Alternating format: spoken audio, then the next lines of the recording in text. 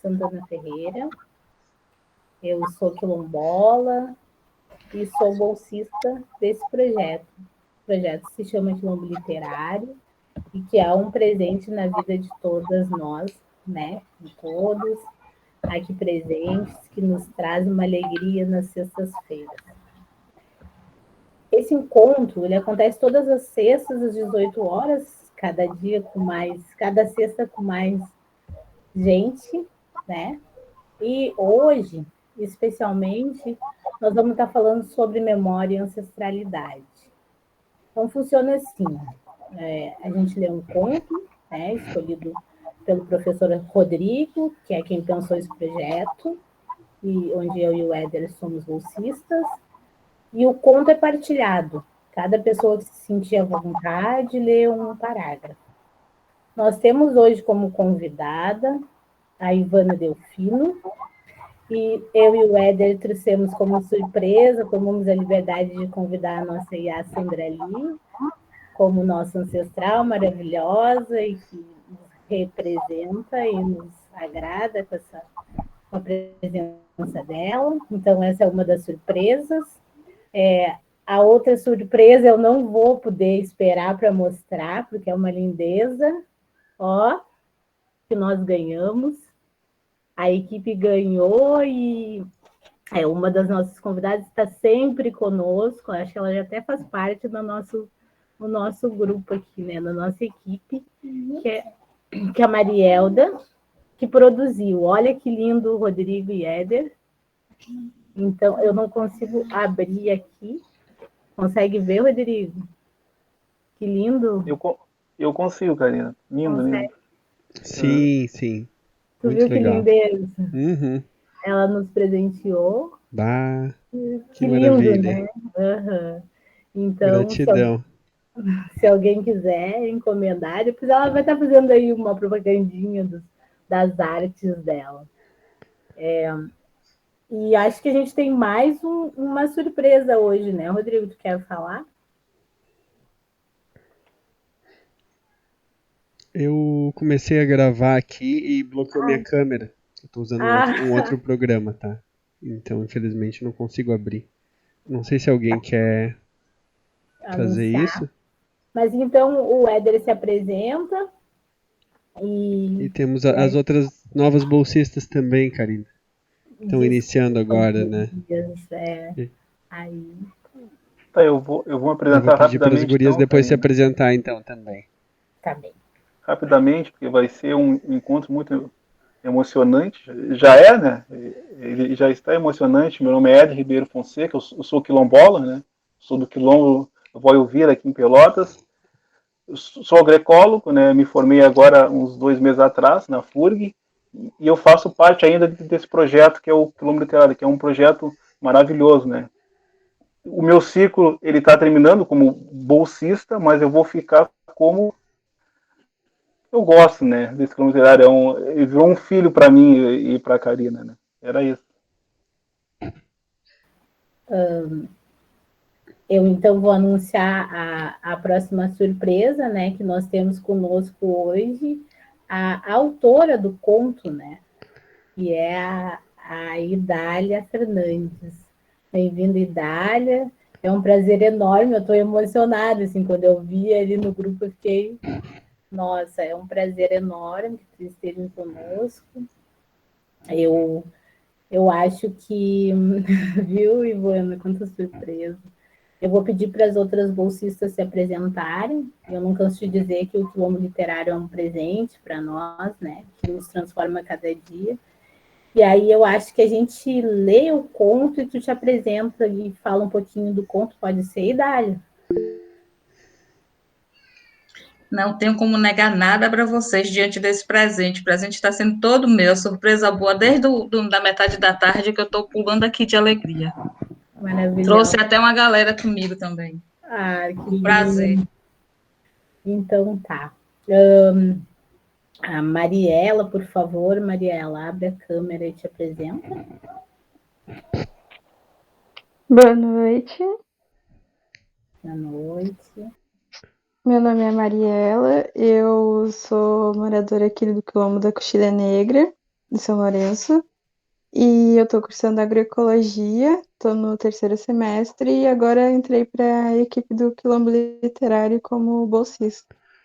Bem-vindos a todos. Obrigada, Mariela. A Vitória, por favor, Vitória, poderia te apresentar?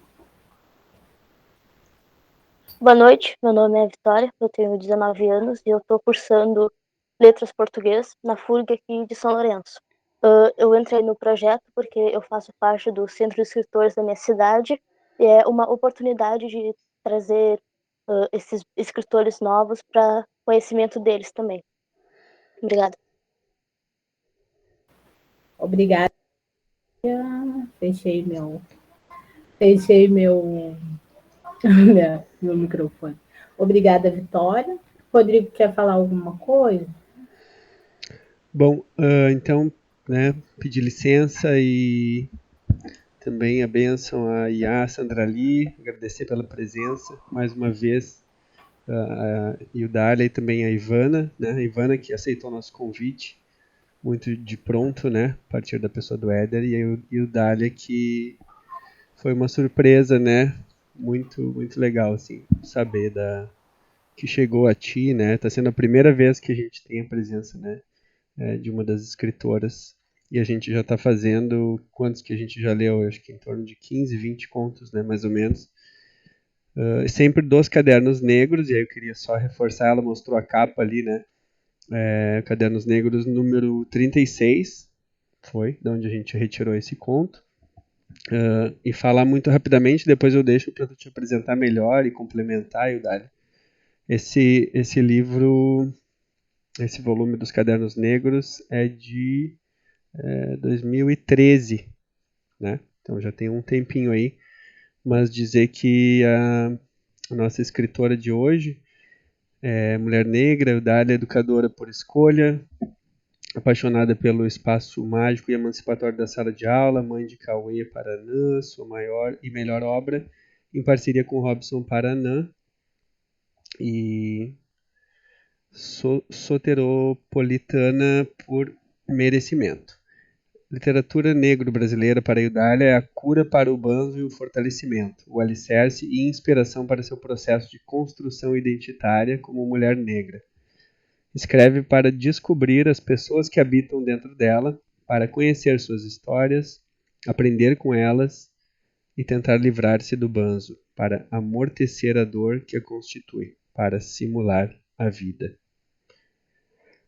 Então, essa é parte da apresentação da escritora que está no livro, né, nesse volume dos Cadernos Negros, e vamos lá então para projetar o conto e fazer essa leitura coletiva, como a Karina já anunciou, né? Então cada um vai lendo uma parte conforme se sentir à vontade. Agradecer sempre o Rodrigo também pelo carinho, né, pela sensibilidade na escolha desses contos.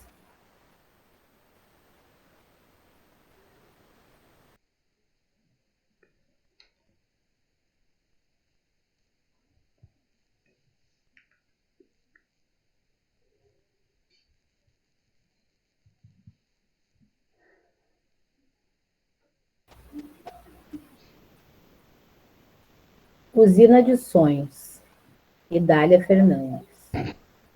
Seu olhar apontava perdido para o horizonte, sempre para o futuro, e parecia que desejava engolir o sol que já se ia, trazer um pouco que fosse de claridade para o seu interior, povoado de medo, sombras e escombros. Enterrar o passado era sua maior vontade, e isso já durava algum tempo, aliás, tempo demais.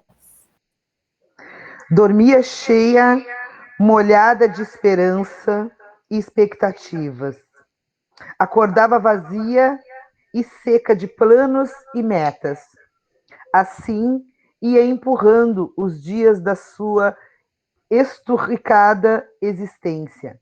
Parecia à disposição do destino, aguardando apática e, letargicamente, o cumprimento de sua sina.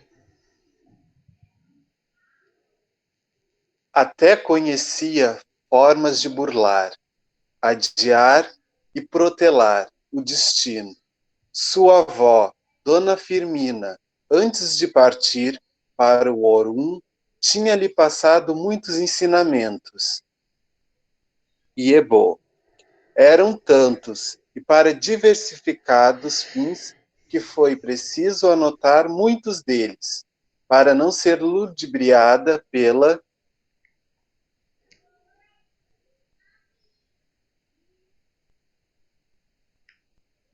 esperta e falha memória, que tudo gosta de engolir e fazer desaparecer.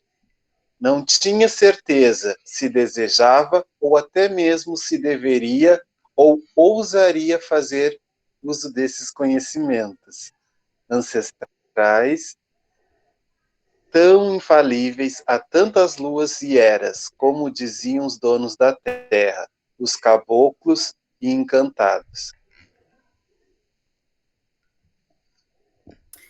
Tinha certeza de que era urgente e necessário refazer-se, recompor-se. Já era tempo de reerguer-se, livrar-se das dolorosas reminiscências que atravancavam o seu Onã e atrapalhavam a realização de seu Odu.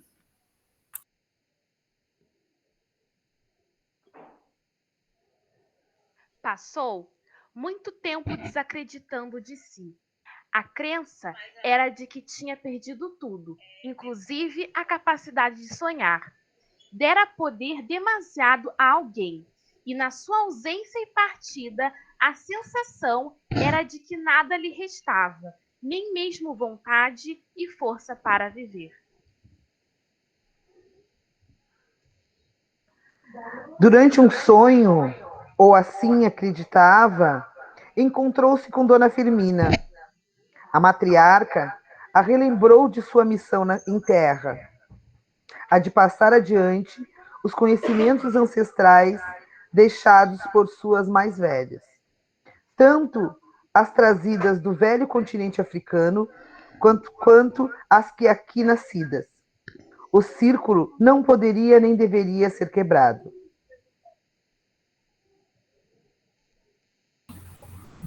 A responsabilidade era enorme e cheia de dignidade, a de passar adiante as memórias das suas, recordações que guardavam definitiva e fortemente um caráter coletivo. Ela fora escolhida e disso não deveria fugir. Era preciso cumprir a sina a ela confiada.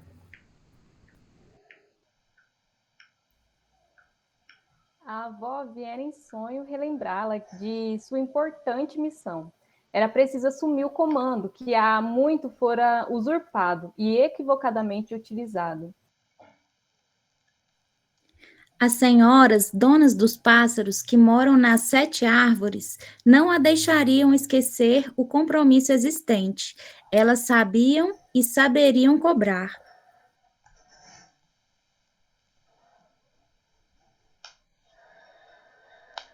Acordou com uma energia tão poderosa que parecia agigantar-se. Não cabia mais naquele corpo e nem em si mesma. A sensação era de que carregava o mundo e que tinha poder suficiente para suportá-lo, comodamente, sem grandes sacrifícios. Começou por saudar a terra, a grande mãe, reverenciando-a, batendo o ori para ela e vertendo omi sobre a mesma.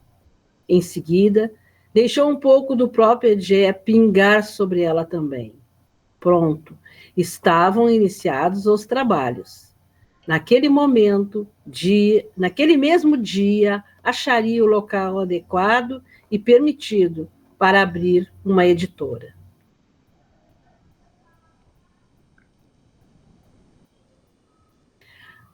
Até o nome da avó Firmina tinha sussurrado firmemente em seu ouvido: Usina de Sonhos. Era isso que precisava ser feito: se alimentar e se reconstruir, a partir de sonhos supostamente alheios, mas que Justina sabia serem seus também. Sonhos há muito silenciados, adiados, mas nunca mortos. Sua responsabilidade consistia em selecionar as histórias. A princípio, elas teriam a função de povoar novamente o seu árido mundo e, posteriormente, ressignificar outras existências permeadas de bandos.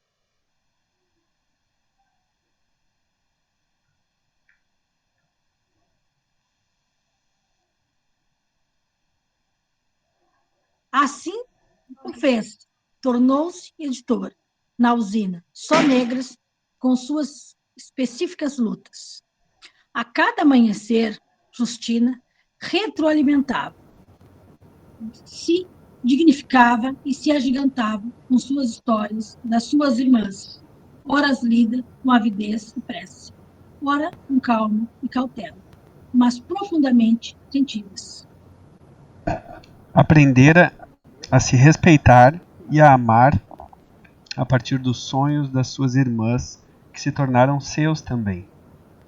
Justina sai de um universo nebuloso para uma existência com tons fortes e vibrantes, vermelho escarlate, cor de sangue, tanto o derramado no translado das suas, quanto aquele que era vertido todos os meses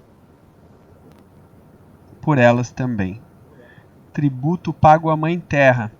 Quando suspenso, sabia-se que era sinal de concepção, de nova vida e garantia da perpetuação da espécie. Ficava-se sempre atento para a segunda neta a quebrar o pote, como era o caso de Justina.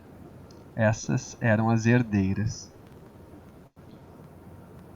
Era no mergulho das letras que se perfazia o caminho das antigas, e que precisava acontecer, de ouvidos dóceis e limpos a bocas perfumadas. Ouvira tantas vezes de sua avó que não mais conseguira esquecer, nem desejava.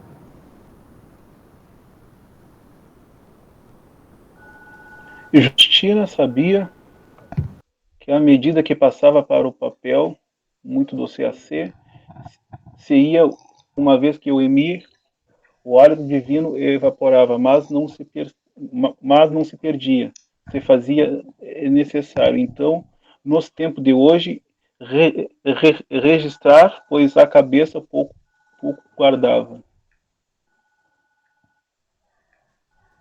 Quando sentava para ler ou ouvir as narrativas das suas, a entrega era total.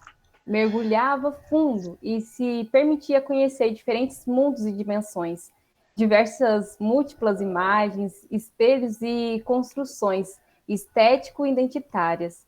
E com quantos seres humanos se envolvia a partir de cada romance e história de amor, lida ou ouvida, e sempre significativamente vivida.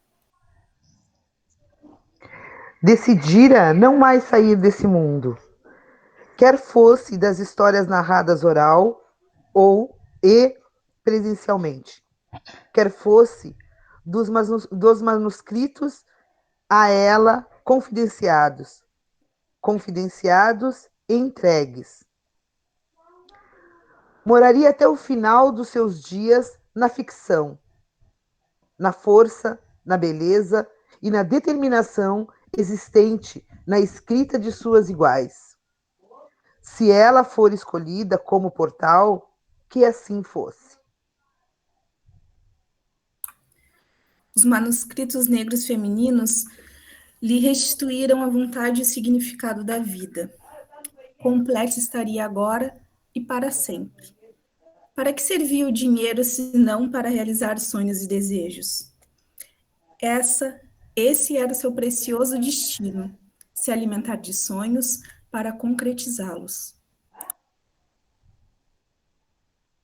E assim fosse, então, acertado estava. Dona Firmina certamente sorria feliz no Orum.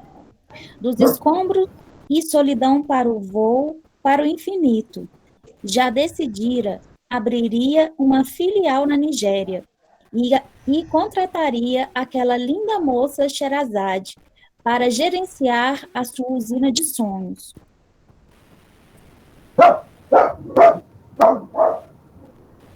Sherazade, que herdou o nome daquela que precisou criar histórias sem fim para se livrar da condenação à morte, ela que driblava e adiava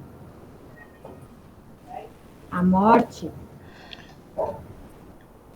contando histórias, e Justina, que colecionava e editava histórias para prosseguir vivendo, para delas se alimentar e prosseguir caminhando com sentido. Era Sherazade também a responsável por fazer bater acelerada e descompassadamente o coração, que Justina julgava morto, seco e extirpado.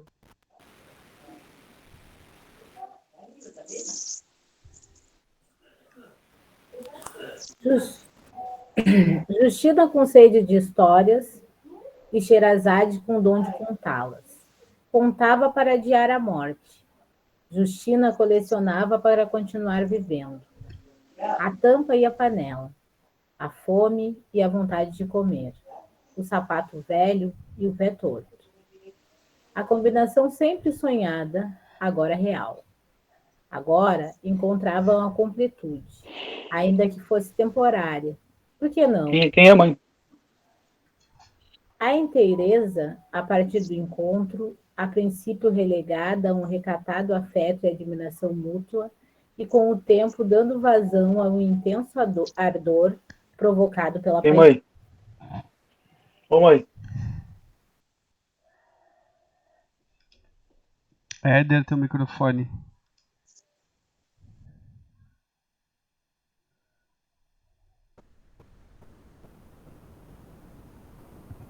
Banhavam-se no rio que existia ao lado da usina, antes de dormir e também ao acordar, para tentarem diminuir, minimizar o desejo de noites em claro e de intenso prazer.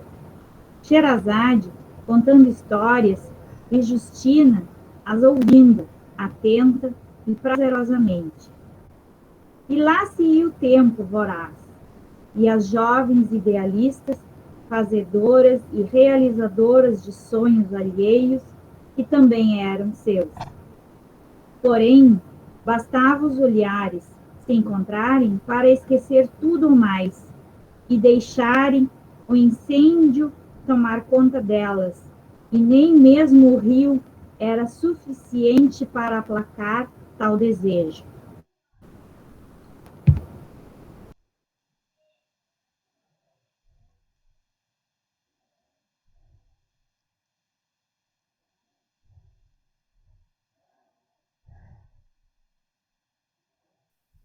Justina e Sherazade assim viveram, por muito tempo, um romance que, abençoado por suas ancestrais, parecia não ter fim, concretizando sonhos alheios seus.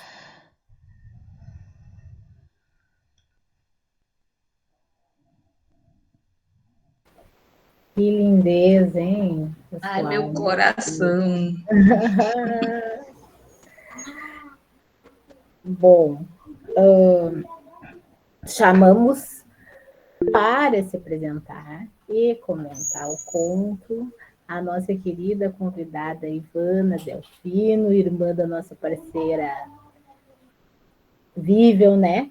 Que é uma parceirona, uma amigona que está conosco há bastante tempo e que também é um presente. Ninguém melhor para se apresentar do que a gente mesmo, né, Ivana? Então eu peço que tu te apresente para nós, nos conte um pouquinho, comente o conto.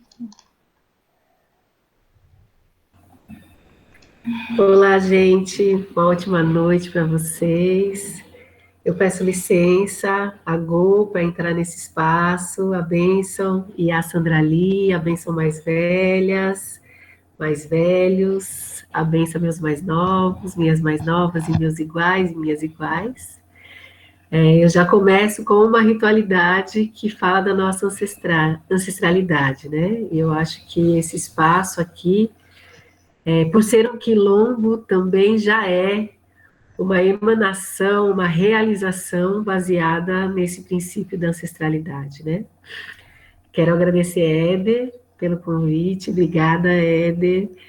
Agradecer todas as pessoas que aqui organizam essa iniciativa, que eu não as conheço ainda, mas a gente vai aqui se reconhecendo e se conhecendo. Dizer que eu estou em São Paulo, capital, eu moro em Recife, mas estou em São Paulo, com um friozinho, e meu nariz está entupido, e eu também estou gripada. Então, a gente vai lidar aí com essa condição. É muito bom ter aqui a minha irmã, minha fortaleza, minha referência em tantas coisas, meu afeto, meu amor. Quero agradecer também a presença de Carolina. A Carolina é uma das pessoas que trabalha, que é colaboradora nos meus movimentos de dança. Então, Carol, obrigada por estar aqui. Obrigada, Marielda, por esse reencontro também. E o Dália, é um prazer enorme ter você aqui. É uma responsa, né? Mas ao mesmo tempo também um presente, a gente encontrar quem nos oferta o conto, né? E a motriz para esse encontro de hoje, enfim. Eu quero pedir licença para fazer uma audiodescrição. Eu tenho feito politicamente essa ação de entender que, por mais que aqui possamos todos ser videntes, precisamos também abrir a nossa sensibilidade para criar formas de nos comunicar com todos, todas e todes. E quando eu me audiodescrevo, eu crio um acesso de comunicação para as pessoas não videntes que podem não estar aqui, mas eu me educo principalmente para essa iniciativa respeitosa de conversar e de estabelecer comunicação com todas as pessoas. Então, eu sou uma mulher negra, de pele retinta, eu tenho um cabelo crespo, médio, estou usando um óculos de armação preta, estou usando um fone de ouvidos branco, um casaco vermelho. Atrás de mim tem uma janela de madeira escura e uma parede clara. Bom, falar de ancestralidade com esse coletivo tão cheio de sabedoria, ver Iá Sandrali aqui, ver pessoas que falam de um território ancestral tão precioso que é o quilombo, né? Eu sou quilombola, essa enunciação é tão poderosa, enfim. Eu venho aqui muito também para aprender.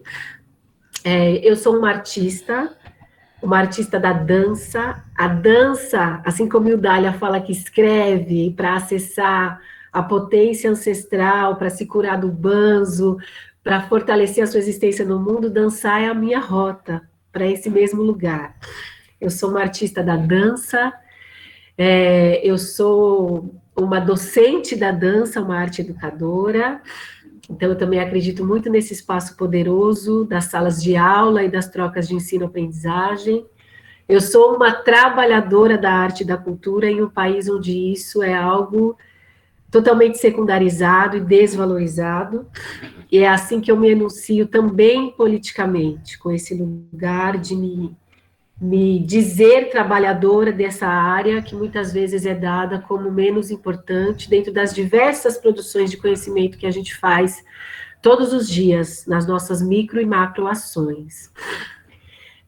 O conto, usina de sonho, primeiro eu acho que o conto, ele me acessa num lugar de afeto, porque quando o Dália me oferece essa rota de entendimento de ancestralidade, eu rapidamente vou para a minha rota do mover e do dançar, e de entender cada palavra que o Dália coloca como um gesto precioso de valorização desse saber coletivo. E assim eu faço com os meus movimentos, cada gesto, cada vez que eu vou para a cena, ou vou dar aula e que meu corpo se move, é uma expressão de um saber que é muito maior do que a minha singularidade, é um saber que está sendo construído numa grande tessitura de muitas pessoas e muitas participações.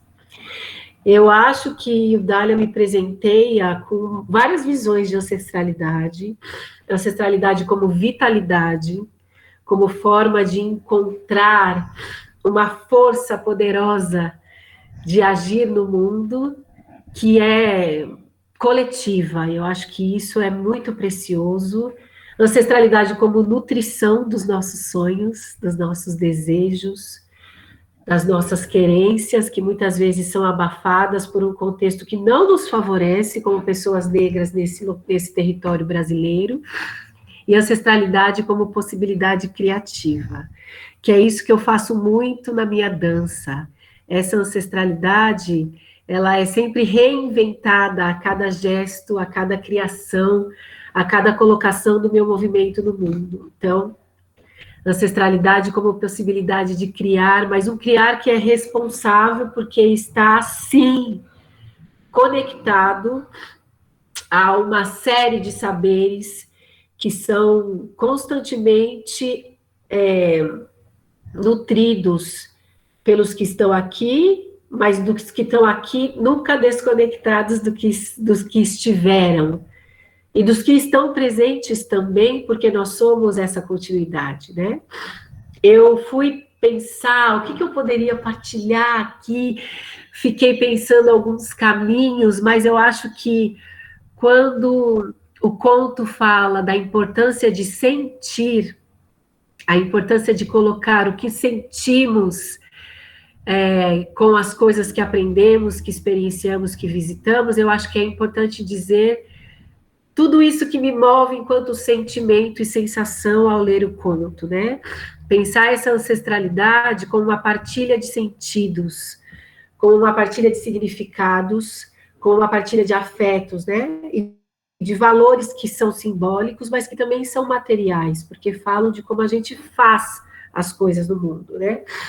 E essa ancestralidade que é atualizada, que eu acho que ela está constantemente sendo mobilizada por essa energia nova que a gente pode dar para esse grande tecido ancestral, né? Mas sempre nesse lugar que é da ordem da conexão coletiva. Como é que a ancestralidade, também pensando aí, até no próprio conto, né, retroalimenta a própria potência ancestral. Então, quando Justina se descobre potente para agir no mundo, ela vai para esse lugar de dinamizar as narrativas das negras, das mulheres negras, e ela retroalimenta, ela fortalece a própria potência ancestral, né? Um chamado ancestral que a coloca de novo em contato com essa nutrição, e ela é parte agora dessa nutrição. E aí eu me lembro de uma fala que eu escutei do pai Antônio de Xangô, que é um babalorixá de Recife, Pernambuco, onde eu moro, e ele me disse: Ivana, o axé é uma força coletiva. O axé mora em cada um de nós, mas ele precisa ser nutrido e dinamizado na coletividade. Então, eu acredito que quando o Dali escreve, que quando eu danço, que quando Justina abre a editora dela, estamos fortalecendo, sim, essa força coletiva que a gente vai, em colaboração, nutrindo, para que a gente possa se retroalimentar. Então, é um lugar de entendimento de um tempo, e isso é muito legal e muito precioso, que está sempre nos conectando ao passado para reinventar presentes e potencializar futuros, né? Então, tem uma autora que fala do teatro negro, o nome dela é Leda Maria Martins, ela é também poeta, e ela fala exatamente disso: a ancestralidade não abandona o tempo, ela reinventa as noções de tempo, porque ela fala sempre de um lugar que está conectado a um passado, para reinventar a nossa possibilidade no presente, e dinamizar e potencializar a nossa possibilidade de fazer futuros, e futuros coletivos. Então, os nossos e as nossas aqui nesse território diaspórico do Brasil, na minha percepção, sempre fizeram isso nos territórios do sagrado, sempre fizeram isso nos territórios culturais, e a gente vem descobrindo com uma revisão da história, que é muito importante a gente entender que tudo isso foi diariamente e estrategicamente apagado, estrategicamente afastado de nós, negros e negras da diáspora, para que a gente não conheça essa força. Mas eu vejo que existe um movimento muito importante, inclusive da nossa revisão histórica, que fala o quanto Somos produtores de conhecimentos diversos em várias áreas do saber. Enquanto a nossa ancestralidade produziu matemática, produziu arquitetura, produziu biologia, produziu agricultura, produziu e produz baseada nessa potência que é coletiva, e numa ética de existência no mundo que se dá por esse entendimento do coletivo, né? Então, eu acho que o conto vai me oferecendo essas chaves, fala de uma memória que não está presa no passado, fala de uma ancestralidade como resistência política, como uma resistência social, uma resistência ética, fala da ancestralidade como encantamento, e eu vejo que a escrita de Eudália é extremamente encantada, quando ela traz as palavras em Yorubá, estrategicamente colocadas no texto, é uma forma de poetizar com esse encantamento. Quando ela sinaliza o sonho como lugar de descoberta, é um lugar de encantamento. Então, eu acho que a ancestralidade ela é uma chave muito poderosa, muito complexa, mas muito poderosa para as nossas existências atuais, nesse território brasileiro que diariamente vai nos colocando numa série de enfrentamentos. Eu enfrento dançando, é a forma que eu venho encontrando de trazer a minha possibilidade de me inscrever no mundo. A dança é a minha arte, é quando o meu corpo e este corpo, que é um conhecimento grafado de ancestralidade, se expressa, é uma área de saber. A dança, para mim, ela é uma ação de engajamento expressivo, comunicativo e epistêmico de cada gesto que eu faço. Então, a dança, ela oferta possibilidade de a gente entender o que a gente dinamiza no mundo, como um saber coletivo também. Então, eu fico muito feliz de ter encontrado esse conto, fico muito grata por Eudália me dar e me oferecer, e nos oferecer esse presente, oferecer ao mundo esse grande presente. E acredito muito que a arte é um caminho poderoso de a gente colocar todo esse saber ancestral para ser partilhado. Eu partilho dançando, e cada um de nós aqui partilha de uma forma. Eu falei numa live anterior que a minha irmã, que trabalha com agroecologia, ela coloca dessa forma a contribuição dela para o mundo, e que eu dançando coloco também. E que a gente se nutre das mesmas referências ancestrais. E cada uma coloca no mundo de uma forma. Assim como a gente vai colocando, cada um aqui com seus saberes e com a sua forma de estar e agir no mundo, vai colocando essa ancestralidade para ser dinamizada, oxigenada, reinventada e nos fortalecer sempre na coletividade. Acho que é isso, gente. Obrigada, estou muito feliz de estar aqui. Quero muito aprender com cada um, cada uma nesse espaço. Obrigada, gente. Obrigada, Éder. Maravilhosa. Muito obrigada, Ivana. Obrigada mesmo. E a Sandra Lee, por favor, apresente para nós.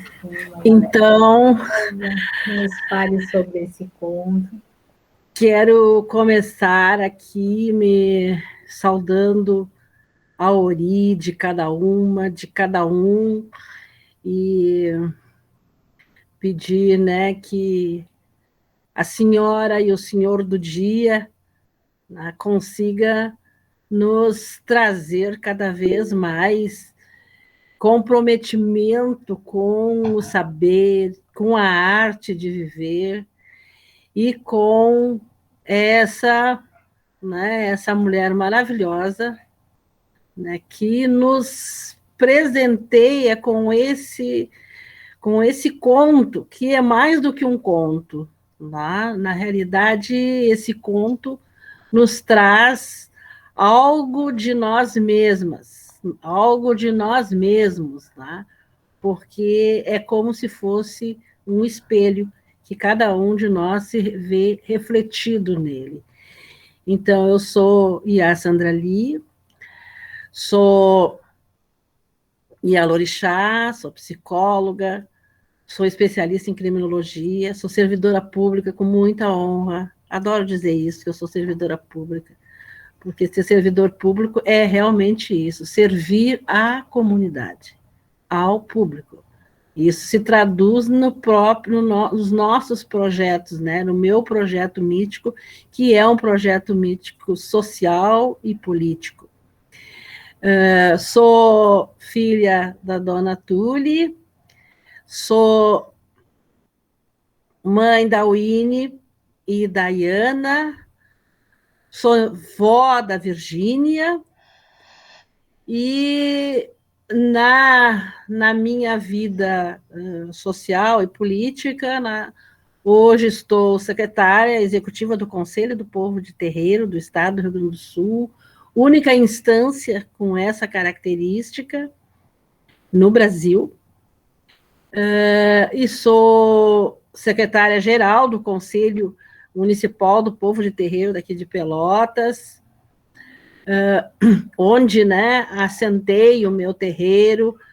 Sou de Porto Alegre, mas assentei o meu terreiro aqui há mais de 20 anos, e aqui estou, né, me sentindo muito pelotense, nesse lugar, nessa cidade que é abençoada por 13 Iabás, né, Iansã, Iemanjá e Oxum.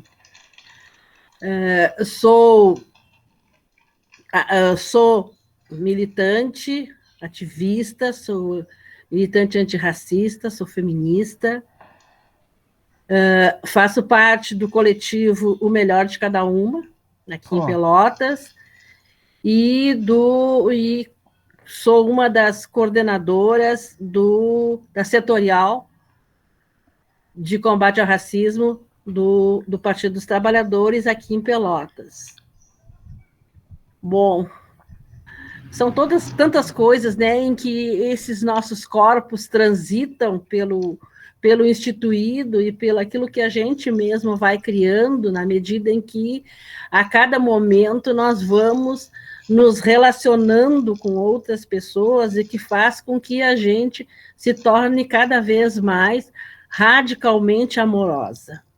E hoje é mais um encontro que fortalece essa minha condição de viver, né, essa minha condição de viver radicalmente de forma amorosa, ou seja, que a cada encontro, né, seja ele um encontro afetivo, seja ele um encontro intelectual, seja ele um encontro como esse aqui, né, que a gente cada vez mais se conecta com a natureza e com o todo. E esse conto da Eudália, que me traz, né, esse prazer de estar aqui, né, conversando com essa mulher através do seu conto, e fazendo com que realmente a gente se enxergue enquanto ancestralidade. Porque muitas vezes as pessoas falam de ancestralidade, né? Hoje está na moda falar de ancestralidade, mas não se vê, de fato, pertencendo a uma ancestralidade, ou às ancestralidades, né? Porque eu costumo dizer que cada um de nós traz uma ancestralidade, cada um de nós, porque nós somos plurais, nós não somos homogêneos, né? Nós conseguimos construir, né, os negros e negras que aqui, né, foram trazidos como escravos, cada ser humano aqui, cada grupo tinha a sua cultura, a sua forma de cultuar o sagrado. E essa gênese que faz com que, né, nós sejamos colocados no lugar de religião, de religiosidade, né, religião de matriz africana, com essa imensidão de ramos que tem de uma mesma raiz, de um mesmo tronco, nos faz cada vez mais plural. Às vezes as pessoas nos colocam, e por nos colocar nesse lugar de religião, nos colocam né, como se nós fôssemos todos homogêneos, né, como se houvesse uma homogeneidade, e que na realidade não é isso. Agora, quando se fala em ancestralidade, quando se fala em arte de viver, né, quando se fala em arte de escrever, quando se fala em arte de dançar, quando se fala em arte de estar no mundo, da forma como se está no mundo, que é uma arte, né? O viver de forma tradicional é uma arte, né? Então, quando nós nos colocamos diante de um conto, que é um poema, de um conto que é, né, a própria expressividade da tradição de matriz africana, né, que é a própria expressividade da tradição afro-brasileira, faz com que a gente realmente se reconheça. Enquanto eu estava, né, ouvindo as pessoas lerem o conto e ouvindo as pessoas, né, falarem desse encontro, cada vez mais havia esse exercício que Dália nos provoca, que é sentir. Porque nós, né, principalmente nós da tradição, nós sentimos, nós percebemos, nós observamos, para depois dizer que nós pensamos. Para nós não existe isso de eu penso, logo existo. Para nós eu existo, por isso eu penso. Porque nós não separamos a emoção da razão. Isso para nós é algo junto.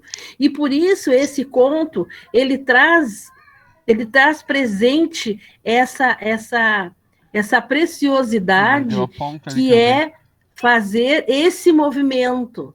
Não é? A usina dos sonhos faz com que a gente vá ao encontro de pérolas.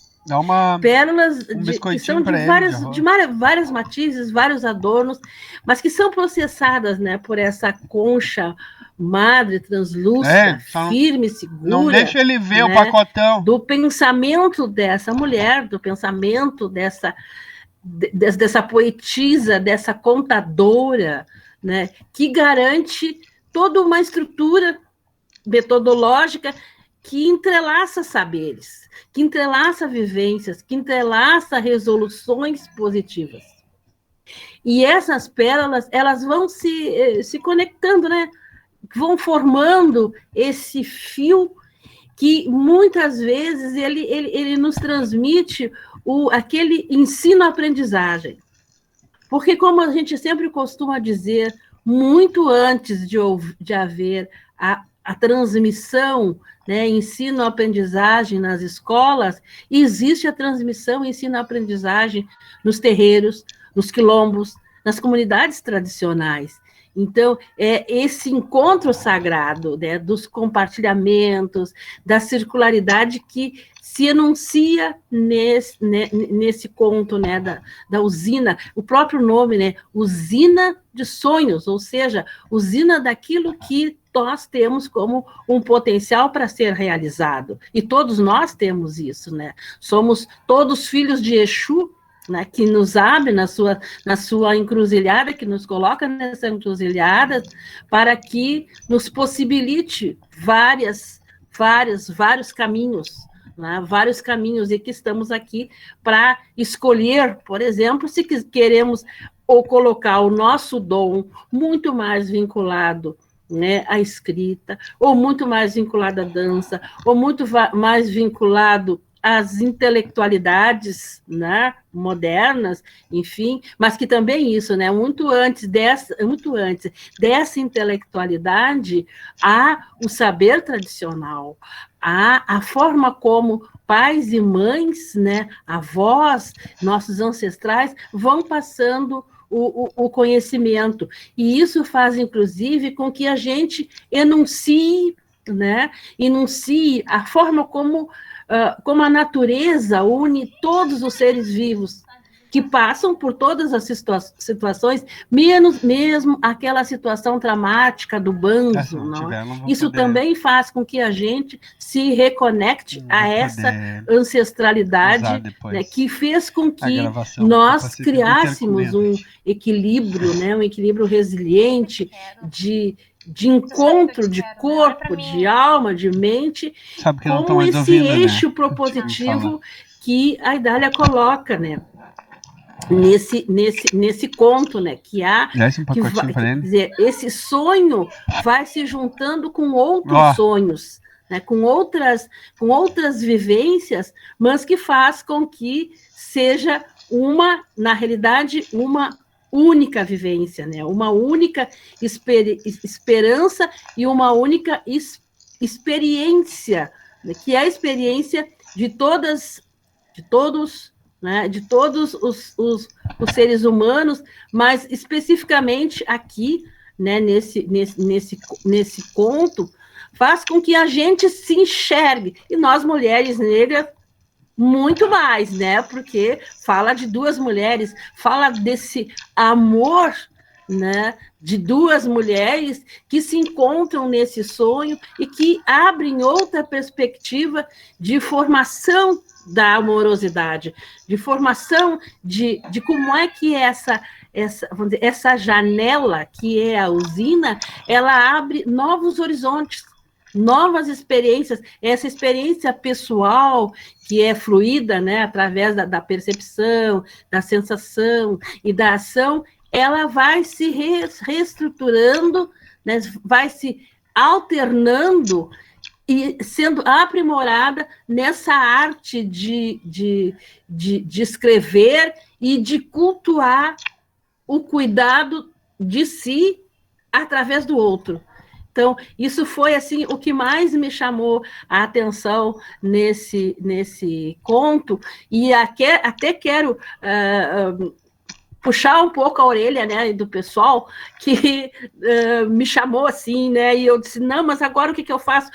Mas realmente, né, é colocar o sentimento que foi bom, quero agradecer por terem me chamado assim, porque coloca realmente o sentimento aflorado, para poder dizer que isso também reforça, né, esse compromisso que nós temos uns com os outros, né, desse ser força, com essa essência sagrada, né, de ser a natureza, né, porque nós somos a semelhança dela. Então, a cada momento que a gente se enxerga no espelho, né, de uma outra mulher, de uma mulher que escreve, de uma mulher que coloca todo esse sentimento, né, ao encontro de outros sentimentos, de outras experiências, de outras práticas, inclusive, né, com essa experiência da senso-percepção, inclusive das nossas vulnerabilidades, né, e das nossas potencialidades,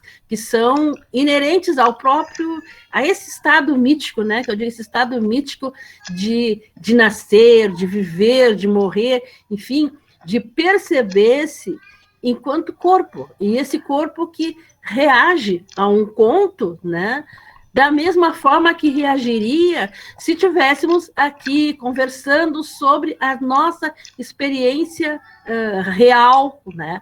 Porque quando a gente coloca esse sentimento todo, né, como foi colocado no Usina, é evidente que a gente recompõe, né? A gente recompõe e recompõe-se, né? E isso está dito ali, né?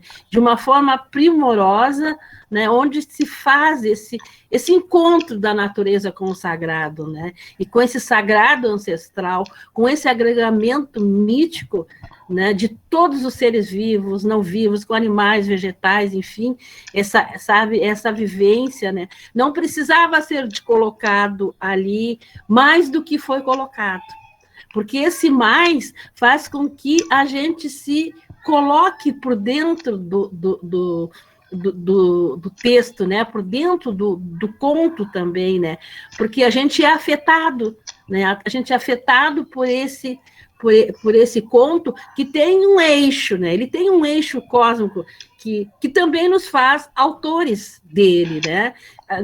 Na medida em que a gente vai lendo, a gente também se coloca como sendo um escrevente, né? Porque aí tu estás vivendo essa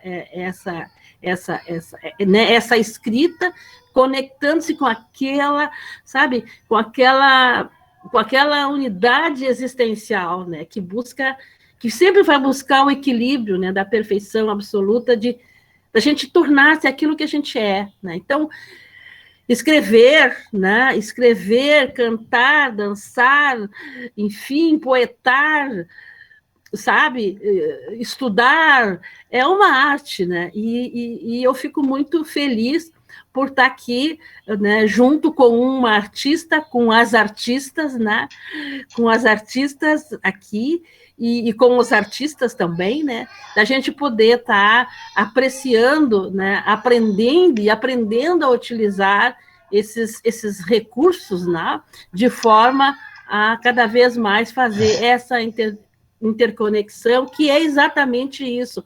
Ancestralidade é uma interconexão, né, da mente, que se faz corpo, do corpo, que se faz mente, e isso só é possível através dos compartilhamentos.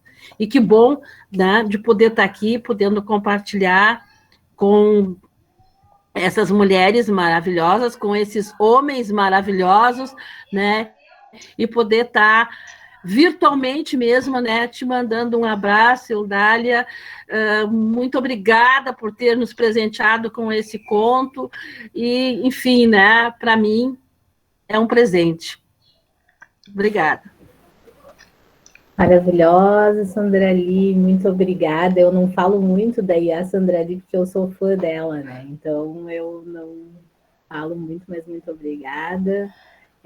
Nós convidamos a Iá, eu liguei para a Marielda antes de ontem e fiquei com vergonha. Mas aí, né, eu acho que alguém, algum ser falou, vai lá e chama ela sim, porque vai ser necessário que ela esteja nesse espaço. E foi muito, e está sendo muito gratificante. Então, mais uma vez, obrigada mesmo. E Dália, por favor, se apresente, nos conte sobre você, sobre esse teu conto. Karina, vou fazer rapidinho, porque eu quero muito que esse presente continue, viu? Se prolongue, quero ouvir todo mundo. Pode ser? Pode ser. Agradecer a Ivana e a Iá. Iá, quero dizer que o Iden está na minha tese é sobre literatura que eu chamo de Abebé. Eu sou filha de Logum, Edé com Oyá, não sou iniciada. Brinco dizendo que sou uma Ebome Abiã, porque são 15 anos de abianato. Aí me dou esse título na gaiatice, na ousadia. Eu trabalho com a imagem de controle, que é a tese, a dissertação e o livro de Winnie, né? Felicidade eu saber que... Vi o nome, associei, mas aí a senhora já trouxe a resolução do mistério, né? Eu tenho feito esse exercício também, Ivana, da audiodescrição, e cada vez é única, né? Então, me permitam, eu sou uma mulher negra, gorda, tenho 2 sinais, todos 2 no canto esquerdo da boca, um na parte superior, outro na parte inferior, a parte superior é um pouco maior, eu uso óculos, ele é grande, os aros são pretos, ao fundo eu tenho uma estante de livros, estou usando uma blusa branca com alguns fios dourados, em homenagem à mamãe Oxum. Estou usando brinco de búzios, estou usando uma conta de Oxalá, porque hoje é sexta-feira, e a minha religião, como já tinha dito anteriormente, é o candomblé. Escolhi ser educadora, isso me traz muito, muito orgulho. Fim da audiodescrição, teria mais coisas, mas pelo pouco tempo vou fazer essa síntese. Usina de sonhos, como vocês já apelidaram usina, né? Tudo, tô amando tudo. É minha estreia nos Cadernos Negros, depois eu só participei do 38 com Relicário, que ao contrário de Usinas, é uma narrativa pesadíssima, mas importante também. É um tributo a Ana Maria Gonçalves, o Relicário, porque foi muito influenciado por um defeito de cor. Mas vamos à Usina. Em Usina eu tive dois cuidados e um desejo. Os 2 cuidados era ir até onde eu podia, porque eu não sou iniciada, então tem alguns aspectos ali que existe limite. Primeiro que eu não sei, é segredo e não está no tempo de eu saber, então tinha um limite até onde eu podia ir. E também com relação à relação de amor entre Justina e Sherazade, porque não é meu lugar de pertencimento, então eu trago isso para desilenciar, né, porque nos cadernos Miriam Alves já tinha feito isso anteriormente, assinando como Zulagibi, esse Amor Entre Mulheres, né? E a gente só vai saber que Zulagibi é Miriam Alves quando ela escreve o livro autoral dela. E aí eu quis dar continuidade a essa trajetória de trazer outras possibilidades de amor, mas aí dentro do meu limite, como também não é minha experiência, eu sabia até onde eu podia ir, né? Então eu trago esse amor, quebro esse silêncio, que Miriam já tinha quebrado antes de mim, e o desejo era construir uma narrativa emancipatória. Eu acho que eu consegui, foi desenhado cuidadosamente para isso, né? Eu acho que é só, por enquanto, porque eu quero muito ir vocês, e tô maravilhada, eu tava com dor na lombar, passou, enfim, o banzo, nem sei mais o que é isso. Quero só continuar aqui recebendo o presente. Muito obrigada. Grata, Idália, já te falei, né? Nós estamos emocionados porque nunca tivemos a presença de um autor dos contos, então a gente está muito feliz com a tua presença. E, pessoal, está aberto a perguntas, considerações. Não sei se a nossa parceira Vivian quer dar uma palavra.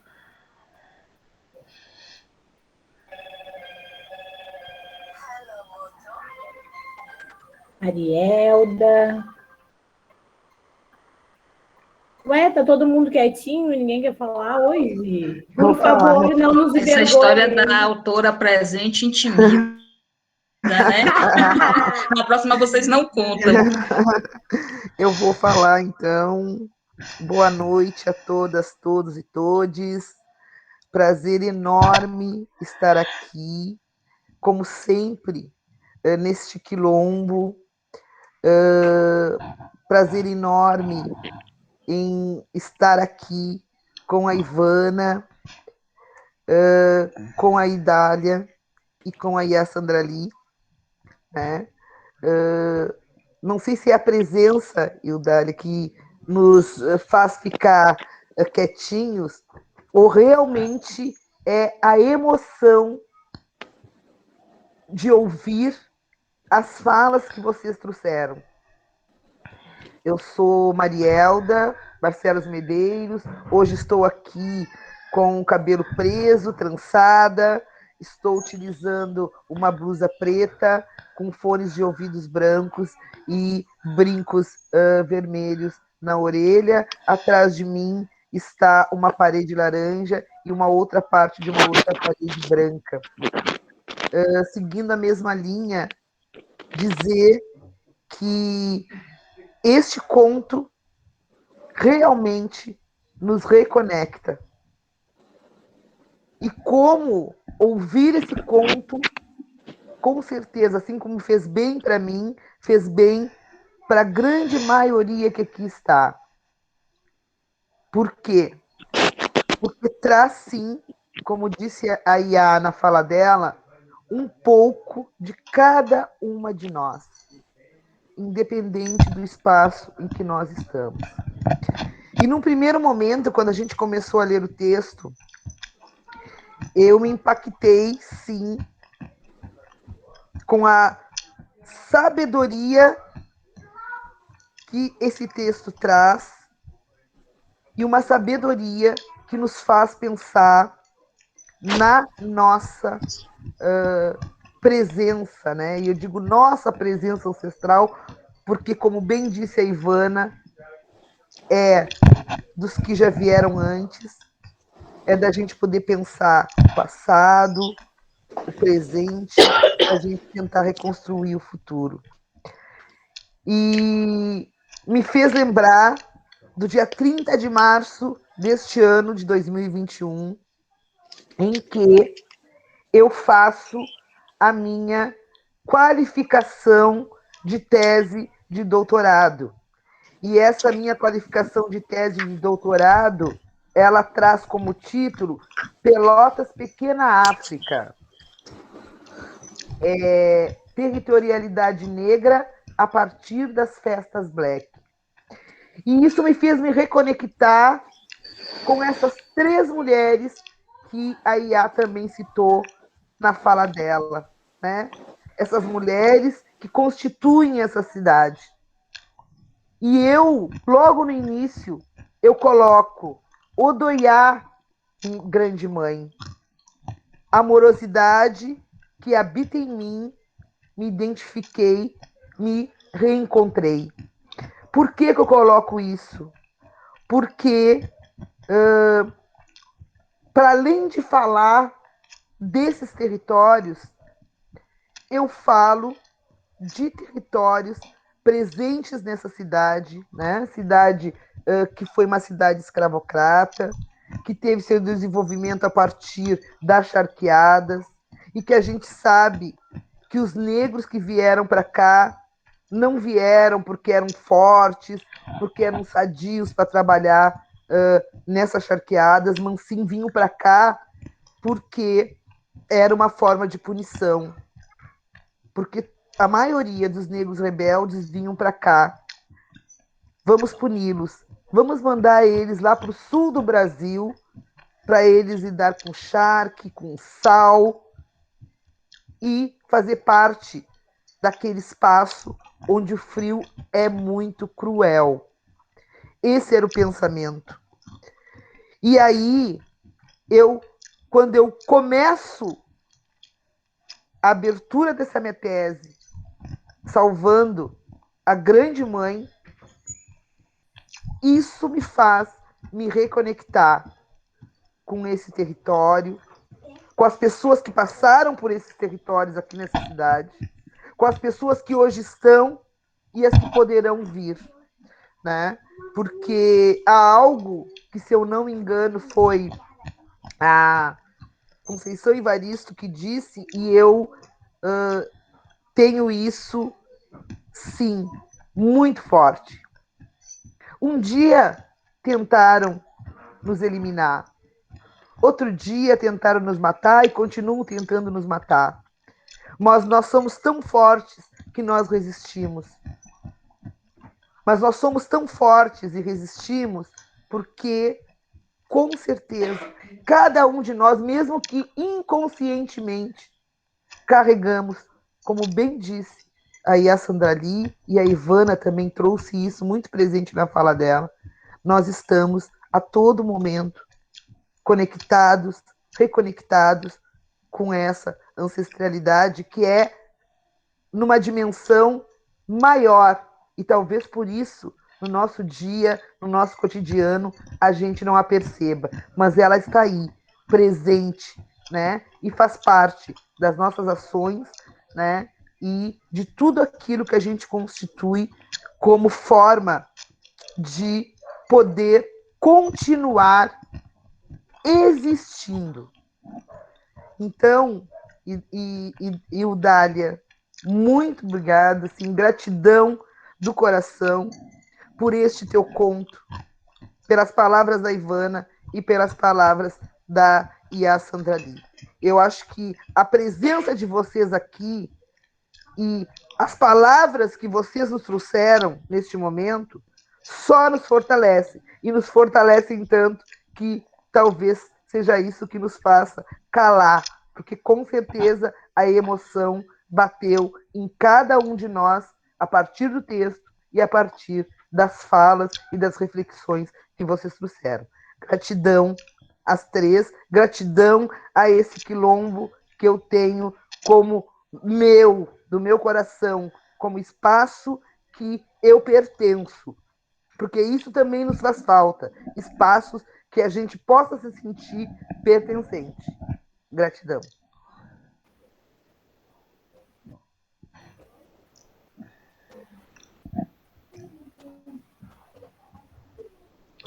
Obrigada, Marielda. Eu estou aqui lutando com o meu microfone. Muito obrigada, Marielda, sempre nos presenteando com a sua fala maravilhosa. Vamos lá, pessoal, falem, por favor.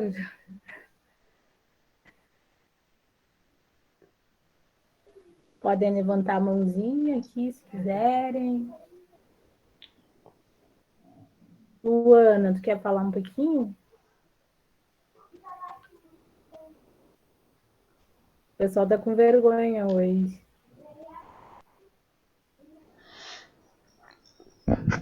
Agora é a hora que as pessoas começam a sair, porque a Karina começa a chamar um por um. Quem sabe, Ivana, talvez tu queira complementar alguma coisa mais depois da fala. Tava esperando o pessoal perguntar, né, para ela. Mas, Ivana, por favor. Tem uma mãozinha aqui, Jussiane. Obrigada. Vai, Jussiane. Jussiane, por favor.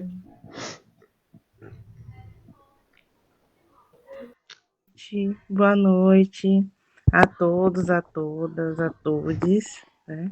É um prazer imenso, né? Eu venho também por convite, né, de Eudália, como uma forma de prestigiar, né, essa obra linda dela, não só esse necessariamente o conto, mas a obra em si, né, que ela nos presenteia enquanto pesquisadora, né, enquanto contista. São vários os talentos, né? É uma mulher de muitos talentos. Então, peço, né, a Go, claro, né? E falo sobre como, para mim, Usina de Sonhos é de um reesperançamento muito grande. Eu gosto muitíssimo da composição que a Eudália faz, né, no conto, com relação também aos nomes, né? Eu sei que ela tem essa questão que nós trazemos de herança, né, de nossa africanidade aí com relação aos nomes, e quando ela nos presenteia, nos apresenta, né, com Justina, né, eu diria aí a justa da memória, né, e a Sherazade, lembrando, né, que a Sherazade, ela conta, ela narra para não sucumbir, né? Ela narra para não morrer, mas eu vejo também que é um narrar também para conceber a morte como equilíbrio da vida, né? Não necessariamente algo contrário, né? Já que a gente concebe a morte como orixá, né? E nós, se formos para as mitos poéticas, os Itã, há muitos processos em que os orixás eles enganam a morte. Então eu vejo a Sherazade aí nessa linha, e eu queria indagar, né, a Eudália sobre, ela já falou um pouco, mas sobre esse amor, né, entre mulheres, que é um amor que eu creio, por conhecer também um pouco a obra dela, que ela traz na linha do que a Walker propõe, a Alice Walker, né? Então eu queria que ela falasse um pouco sobre isso, sobre a presença do sangue, né? Ela tem uma questão do sanguíneo também, né? Que perpassa, atravessa a obra dela, né? E aí nós sabemos que tem a ver com nossas questões religiosas, filosóficas, né? Da nossa ancestralidade, mas eu também gostaria que ela comentasse sobre esse aspecto, né? Quando eu li o conto da Eudália, me lembrou muito um Itã, salvo engano, que há uma relação muito parecida entre Oiá, acredito, e Oxum. Né? Eu não me lembro agora o nome do Itã, né? Mas eu posso procurar aqui depois, em que vai falar um pouco dessa relação, desse amor com o qual ela nos presenteia. Então, eu gosto muitíssimo de como ela constrói essa narrativa, como ela traz essa usina de sonhos, né? Porque usina é um termo que geralmente atribuímos um aspecto muito maquínico, né? E ela faz uma ressignificação disso. Eu observo que ela desloca, né? Ela faz esse deslocamento do termo e traz aí uma usina em que, Traz para uma aguinha nós, pra mim, comi todo enquanto amendoim, povos apavorado. negros em diáspora, tem um peso, né? Aí vem o banzo Pega, leva um que ela potinho. também Pode constrói, levar. né? Que ela também contempla, Deixa eu mas ela te traz como uma perguntar uma possibilidade de coisa. sonho, Quer botar uma carne lá como pra assar que eu uma comprei? força Abrir o prenhe saquinho, pelo de menos sonhos. deixar ela respirando Então, forte. eu sou muito fã, Deixa eu muitíssimo quebrar fã pra da ti, Eudália, né? Ela porque sabe senão fica disso. melado. Tá, e olha, leio, indico, tem uma coisa para acho te contar ainda.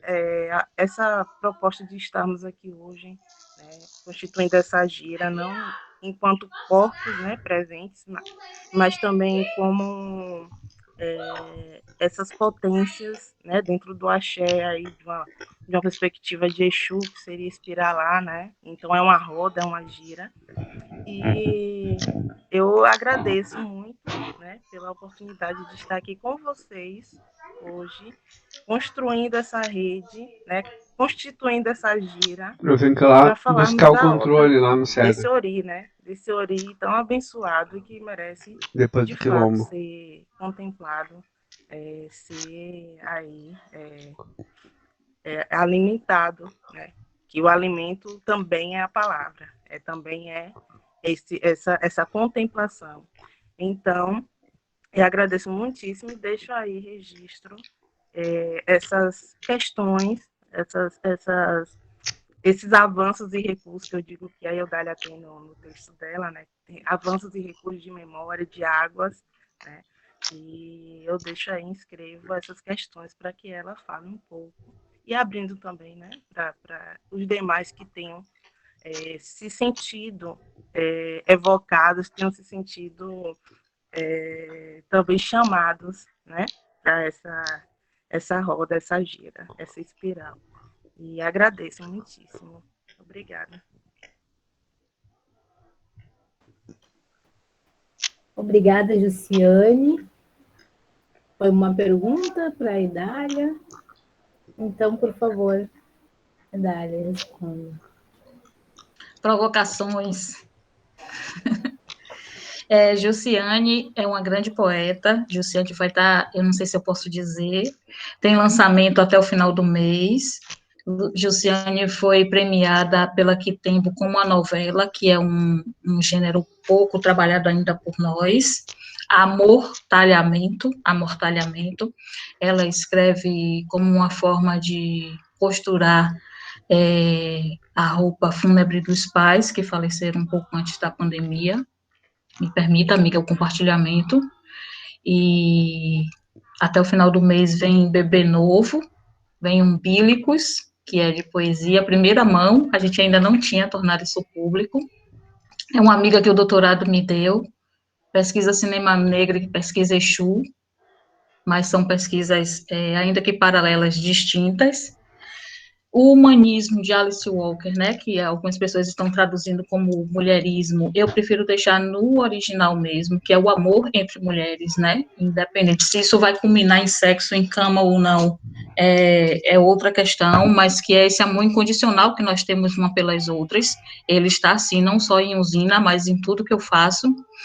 Ele é o meu motor no mundo, né? Eu acho que talvez é estranho falar isso de si mesmo, mas eu acredito que a amorosidade talvez seja a minha maior marca, assim como a belicosidade também, por incrível que pareça. Sangue realmente é uma das minhas regularidades linguísticas no que eu escrevo. Me permita, mãe, dê licença também. O original diz que Coci Ewe, Coci Orixá, né? Sem folha não há orixá, e aí eu vou trazer também aqui Coci Edé, Coci Orixá, sem sangue também não há, né? E muito foi derramado, muito tem sido derramado, e a gente precisa lembrar, a gente precisa não deixar que isso seja esquecido, né? E aí escrever é uma forma de expurgar também essa dor, para que outras histórias, outras narrativas possam chegar, né, de um outro lugar, de alegria, de encantamento, de amor, mas ainda tem muita dor, infelizmente, para narrar, e para lembrar que muito sangue foi derramado.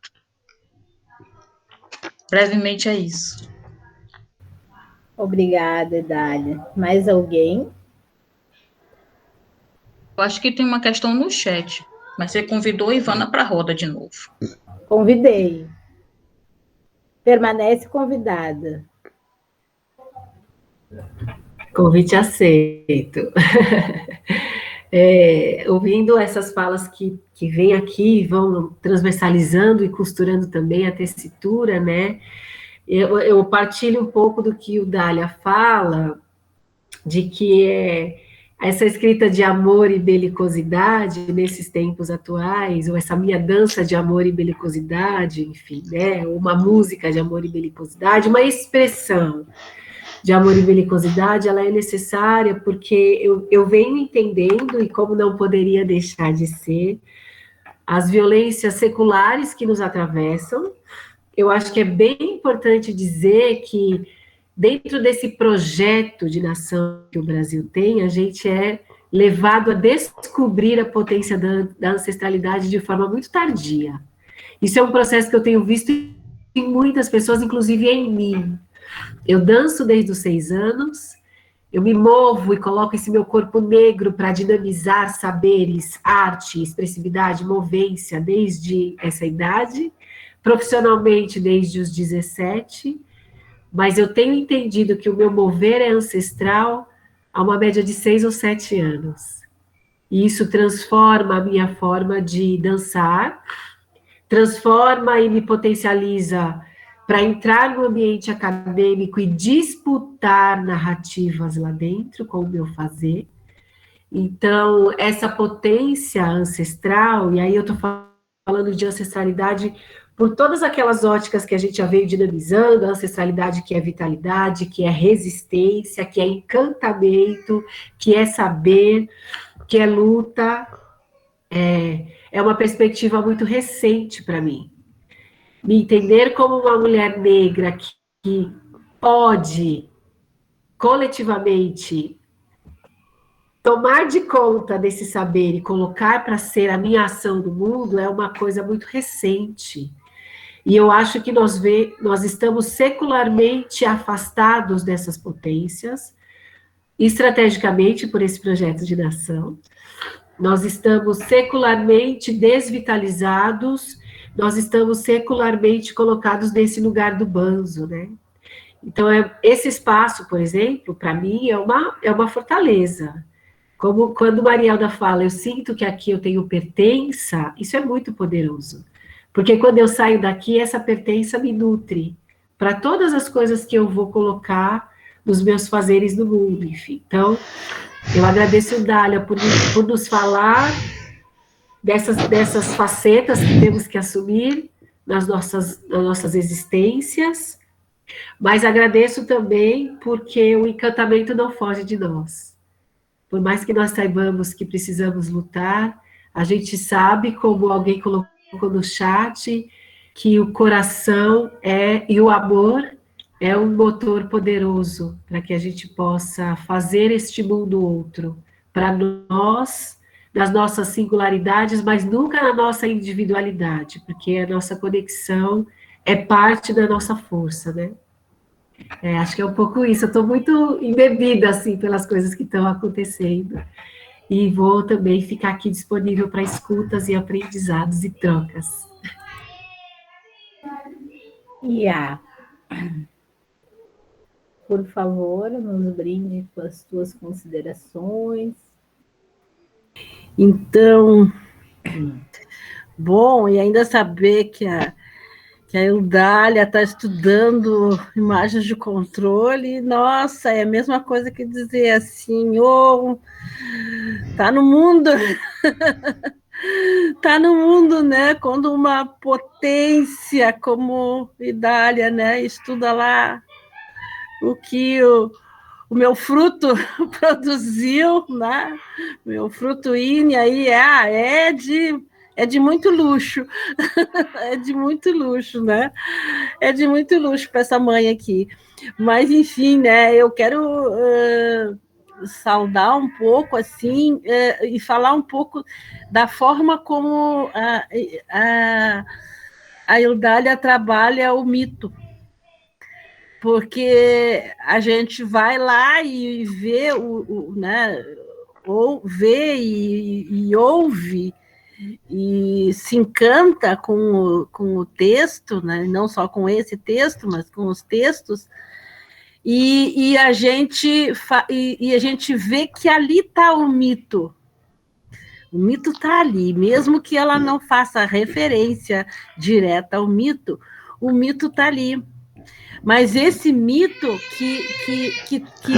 que traz à cena o aprendizado, sabe? Esse aprendizado, esse saber nosso, né? Que é ancestral, de pipoca devia estar no... que é Que é milenar, isso? Tava que pintando, é filho? resistente, como Tava diz pintando? Joana, né? E que nos dá recursos e dá altos recursos também como caminho, né? Como caminho compartilhado, né? Assim, sabe? E aí, quando a gente fala que ainda tem muita dor, ainda tem muito, né? Muito edé aí, né? Que nós aqui de Pelotas, então, muito mais, né?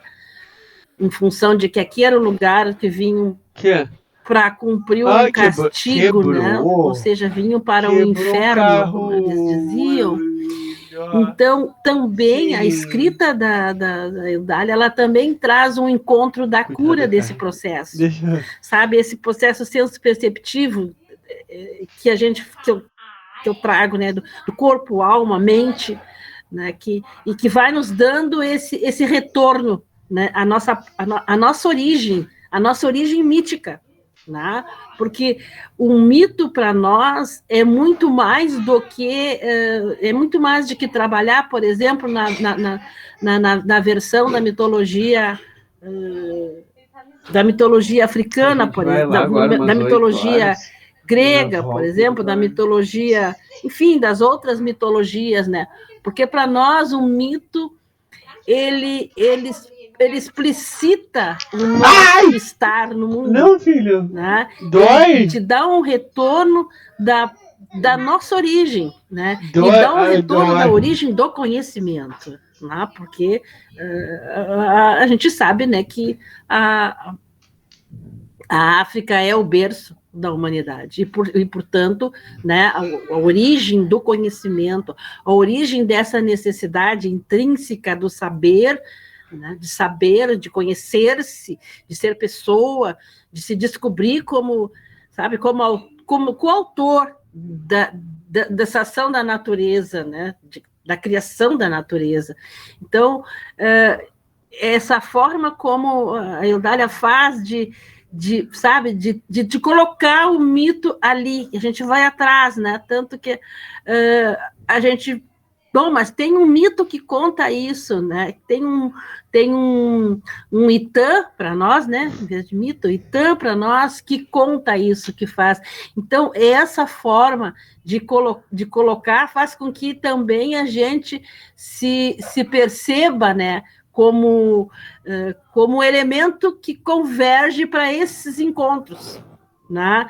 Em que a gente sempre vai buscar essa liberdade de saber-se enquanto ser único, mas que estamos conectados a outras unidades. Então, isso, assim, me cativou bastante, e, sabe, dessa conexão e de quanto, né, o universo...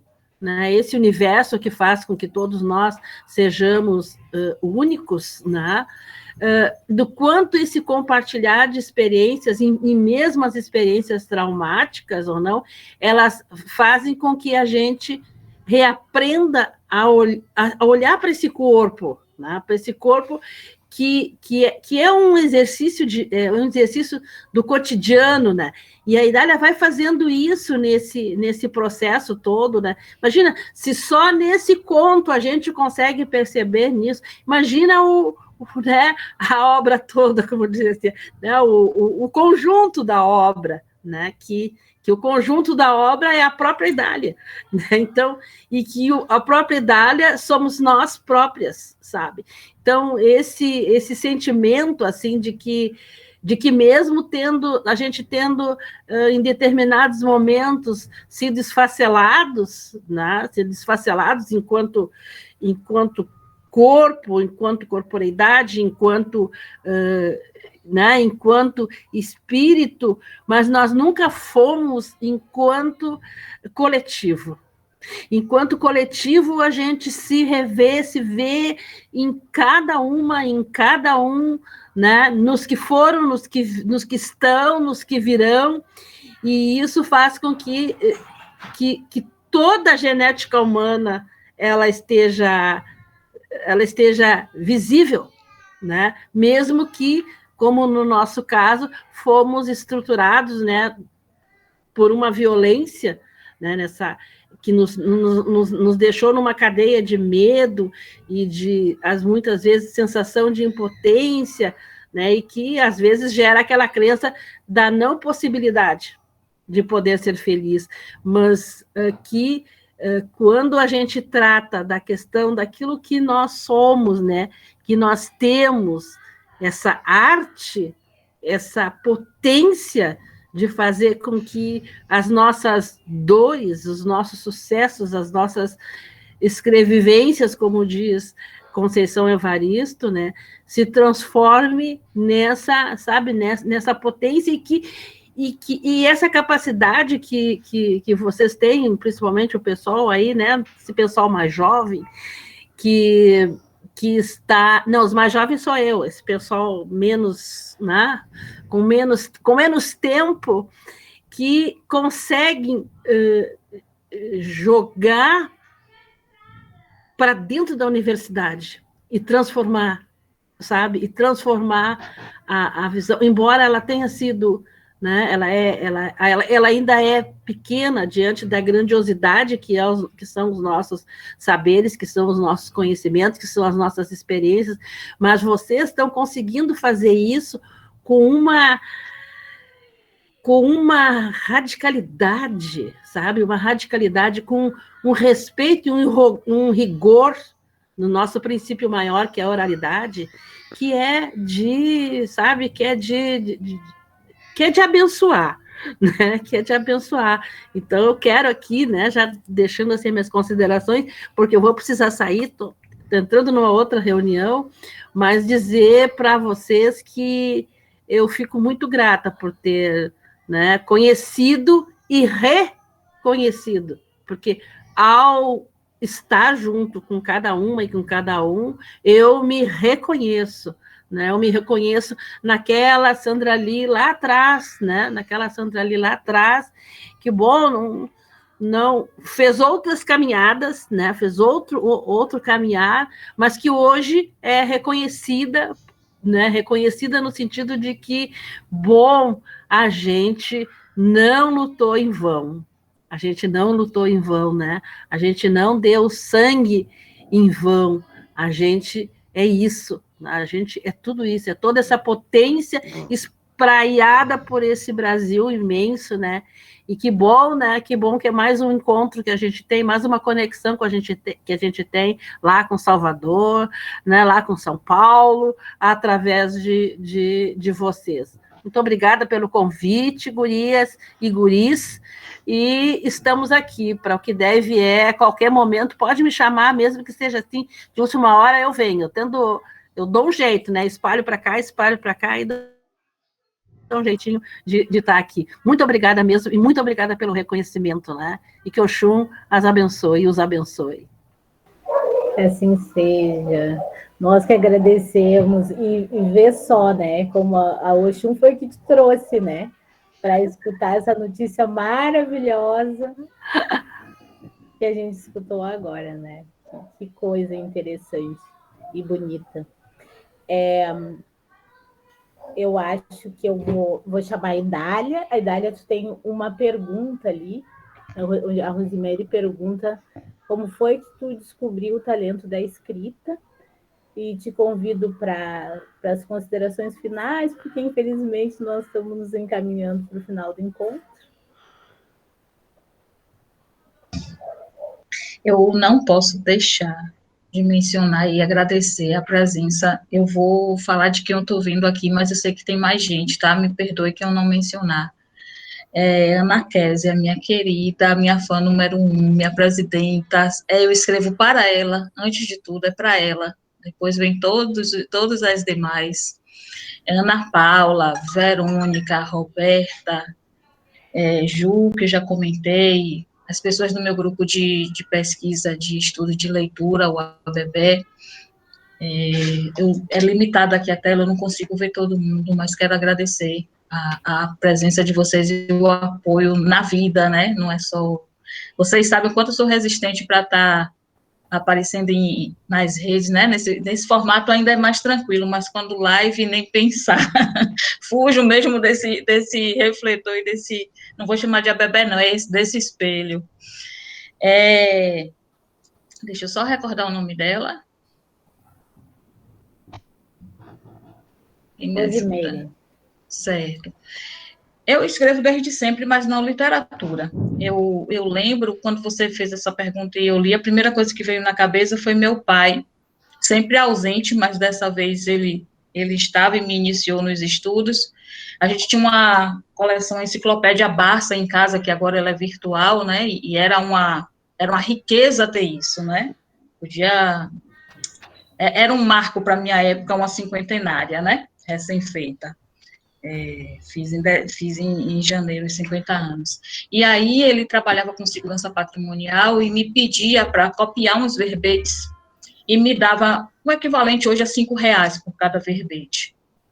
E hoje eu tenho nitidez de que todas as palavras que ele me pediu para eu procurar e copiar não guardavam relação com o ofício dele, com esse trabalho de segurança patrimonial de formar vigilantes, né? Era uma forma dele me iniciar cientificamente muito antes de eu entrar na universidade, que vem bem depois.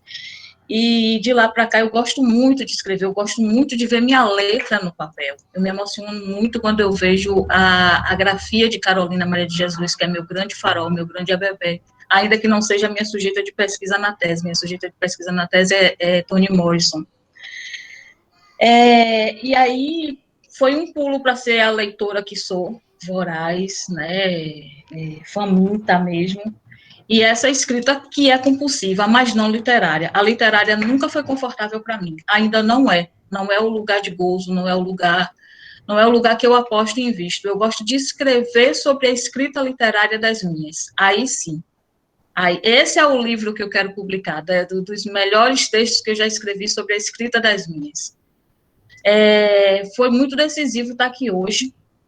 Meu livro está para sair mês que vem e quase ele volta para a gaveta, por conta disso, de ser, para mim, ser contraditório a pesquisadora que quer ler narrativas emancipatórias e a escritora que tem trazido histórias de muitas dores, de muitas mulheres que ainda estão quebradas, que ainda não conseguiram a superação, né?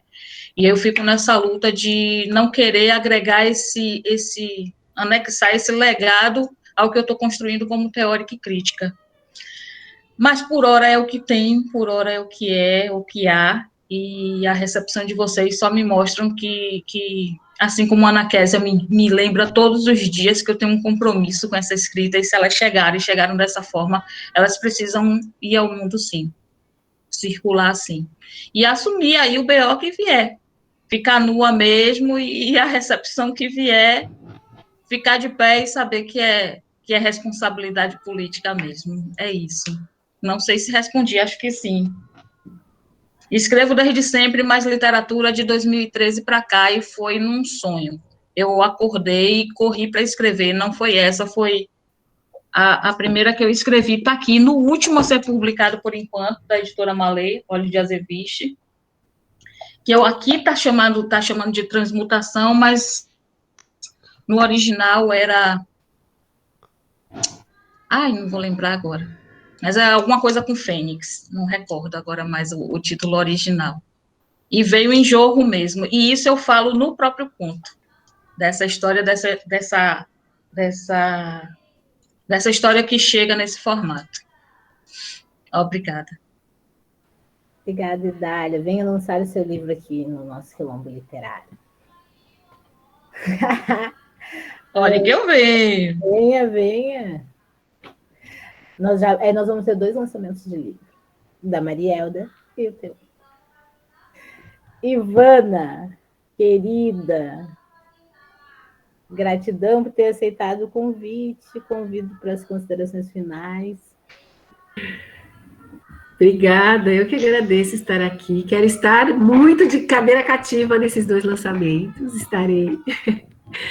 Obrigada demais pelo espaço aqui, obrigada pelo convite. As minhas considerações finais, eu acho que partem desse lugar que o Dália nos lembra também, desse lugar político que a gente ocupa, quando dinamiza esses saberes, né? Parte desse lugar militante que a Sandra Liz nos convoca, e também de segurar os BOs que vierem, porque eles virão, nesse projeto de nação que a gente está inserido, eles virão, e é importante que a gente tenha coletivos para nos fortalecer, porque eles virão e virão com tudo, eles sempre vêm, né?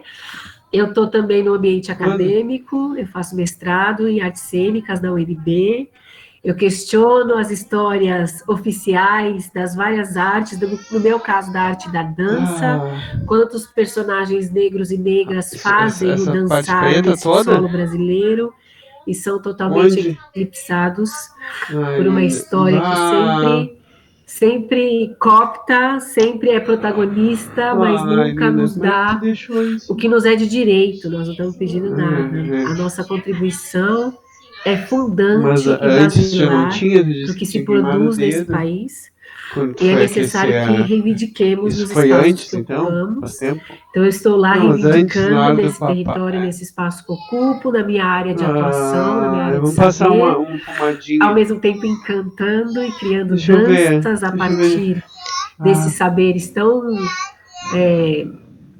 poderosos que os nossos e as nossas sempre nos legaram e nos deixaram. E eu venho entendendo de forma muito coletiva, nas escutas, nos encontros como esse aqui, que ancestralidade é partilha de sentidos, é partilha de valores simbólicos, materiais, é partilha de experiências, é partilha de modos de ser, estar e fazer no mundo. E aí eu tenho um trabalho pedagógico em dança, onde a ancestralidade é o motor para a gente entender os corpos e os possíveis movimentos que a gente pode expressar no mundo. E eu venho convocando politicamente as pessoas brancas a olharem para a ancestralidade branca. O que é que a ancestralidade branca partilha de sentidos e significados nesse mundo e que nós ainda precisamos debater, precisamos tensionar, precisamos compreender essa constituição dessa nossa sociedade, o quanto a gente ainda deixa de debater e de problematizar esse lugar. A nossa ancestralidade negra é fortalecimento, é algo que a gente vem dinamizando de forma muito poderosa e muito sábia e muito sagaz, porque coletivamente estamos compreendendo uma série de coisas com a pluralidade do que somos, como a Sandra Ali nos lembrou. Sim, somos plurais, e eu acredito que nessa pluralidade a gente vem encontrando uma série de forças para refazer o nosso ser estar no mundo.